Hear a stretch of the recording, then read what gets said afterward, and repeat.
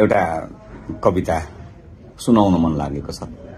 हृदय रोशनको कविता हो यो, गोचर शीर्षकको।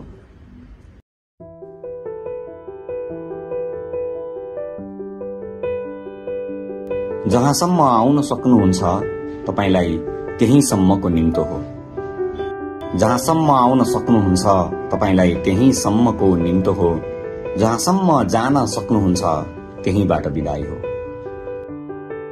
यो दुनियाँमा म र तपाई आउन र जान नसकेका ठाउँहरू पनि छन्। तपाई आएर गएको ठाउँ तपाईको जीवन हो। म आएर गएको ठाउँ मेरो जीवन हो। तपाई र म वा म र तपाई एउटै जीवनमा फरक फरक बाटो हिँड्छौं, फरक फरक दृश्य घुम्छौं, फरक फरक आवाज सुन्छौं। तपाईका ध्वनिहरूले तपाईकै जीवन गाउँछन्, मेरा ध्वनिहरूले मेरै कथा बताउँछन्। फरक छ तपाईको आवागमन र मेरो आगमन।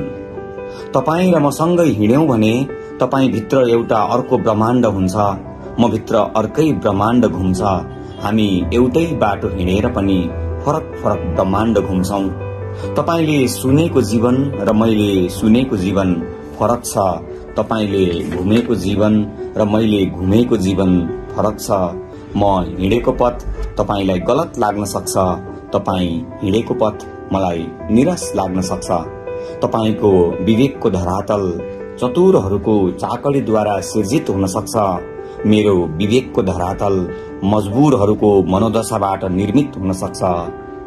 तपाईको विवेकको धरातल चतुरहरूको चाकरीद्वारा सिर्जित हुन सक्छ, मेरो विवेकको धरातल मजबुरहरूको मनोदशाबाट निर्मित हुन सक्छ। तपाई कठोरताको कठपुतली हुन सक्नुहुन्छ, म मुलायमताको मलमल हुन सक्छु। तपाई सार्थकताको स्वार्थ हुन सक्नुहुन्छ, म सदाशयताको मार्ग हुन सक्छु।